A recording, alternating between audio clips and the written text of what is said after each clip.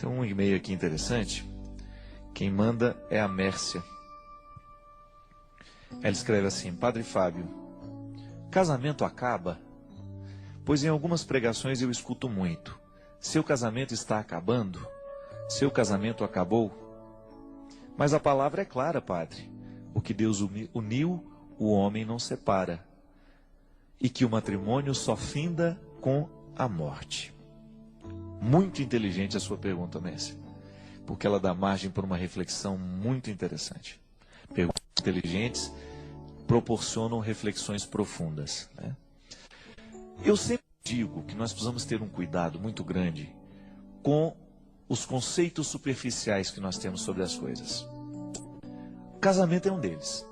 Às vezes nós achamos que estar casado com uma pessoa é a garantia do sacramento para a vida inteira. Eu estou casado, eu me casei, fui lá diante do padre. Só que é um detalhe: sacramento não é mágica. O que Deus uniu, tá certo, a palavra é clara, o homem não separe. Que o homem não separe, né? Que a palavra é assim: o que Deus uniu, o homem não separa. Que fazemos a distinção agora. Tudo bem, Deus uniu. Mas o que Deus une precisa o tempo todo do cuidado humano. Não existe mágica no sacramento.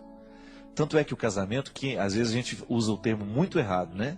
Quem celebrou seu casamento? Ah, o padre fulano de tal. Deus me livre, eu não celebrei casamento de ninguém, não casei com ninguém. Eu apenas presidi a celebração, porque quem celebra o casamento são os noivos. O padre apenas assiste, ele preside em nome da igreja a celebração que os noivos estão celebrando. Eu não casei com ninguém, então eu não celebrei casamento de ninguém. Vamos aprender isso, que às vezes nós usamos os termos errados. Quem celebrou o seu casamento? Eu e meu marido. Agora, o padre que presidiu, que assistiu à cerimônia, foi o padre fulano de tal. Tudo bem. Quando você assume o sacramento diante do altar, diante de um ministro reconhecido pela igreja, você está assumindo a mesma vocação que você recebeu no batismo. No batismo você foi configurado ao Cristo, mas aquele batismo não é mágica, jogou água na cabeça, limpou do pecado original e está pronto. Não, pelo amor de Deus. O que faz o pecado perder a força no batizado é a medida em que ele lutar contra as estruturas pecaminosas, contra as realidades que o farão pecar. É assim que a gente vence o pecado original. É assim que a gente faz o batismo acontecer dentro de nós, porque o sacramento é semente. Então, o que na verdade nós precisamos fazer quando nós recebemos um sacramento é cuidar dele para que ele não venha morrer. A fórmula, o que Deus uniu, que o homem não separe, isso não é uma fórmula mágica. Então, Deus uniu, certo, mas a humanidade confirma essa união todos os dias. Você se casou há 10 anos atrás, digamos. Mas se você não se casa com esse homem todos os dias, se você não assume o mistério do sacramento que você viveu e que você assumiu diante da comunidade no dia do seu casamento, o seu casamento vai perdendo a força, porque o sacramento ele depende deste empenho humano. Acaba, ele pode acabar sim. Não é que Deus não quis, não é que Deus fez acabar, não. É que quando eu não cuido, a semente continua lá dentro. Ninguém pode retirar a semente do sacramento que vocês receberam, daquilo que vocês celebraram. Mas se vocês não cultivam essa semente, é possível que ela venha morrer. Aí você fica com a sementinha lá dentro de você, mas sem nenhum fruto. Então os casamentos, costumeiramente a gente diz que acabaram, porque eles não foram cultivados.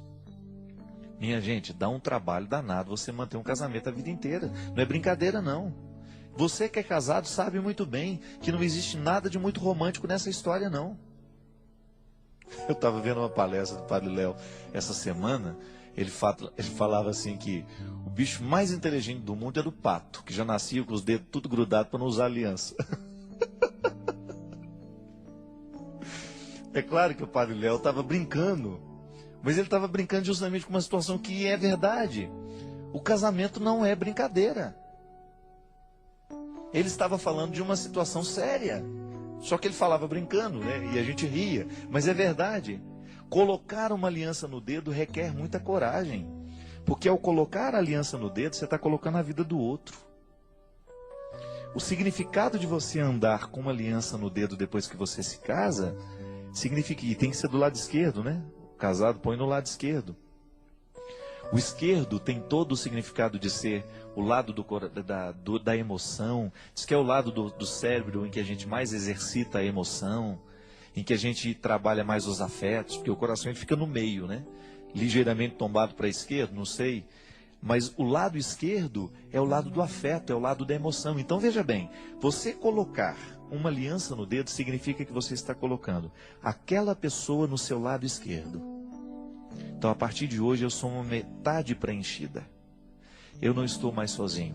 O outro preenche o meu lado esquerdo, isso é, ele preenche os meus afetos, ele preenche as minhas emoções. Mas não no sentido de preencher, de fazer mágica, não. Eu estou com ele, eu vivo com ele, eu agora partilho a minha vida com ele. E ter o outro do lado esquerdo, na aliança no dedo, é você viver o comprometimento com tudo aquilo que significa casar-se. Ter uma casa, constituir uma família, isso é, ser pai, ser mãe. É você deixar de pensar só em você. É você deixar de pensar somente nas suas necessidades, mas você abrir-se para o outro. Veja bem que você tem um outro lado do seu lado. Você não está mais sozinho. Eu, como padre, por exemplo, eu posso ser transferido a qualquer hora, eu posso mudar do Brasil a qualquer hora, eu posso mudar de missão, por quê? Sou eu e eu. A partir do momento que casa, se você foi transferido, se você tem uma oportunidade de trabalho em outro lugar, você sabe, quanto maior é a família, maior é a dificuldade de transpor todo mundo. Porque você mexe na estrutura de todo mundo. Então, quando você é solteiro e você tem uma oportunidade de trabalho, você decide diferente do momento em que você vai ser casado. Porque você não pode pensar só em você mais. Certo? Mas ninguém quis isso para você, foi você que escolheu, não venha reclamar.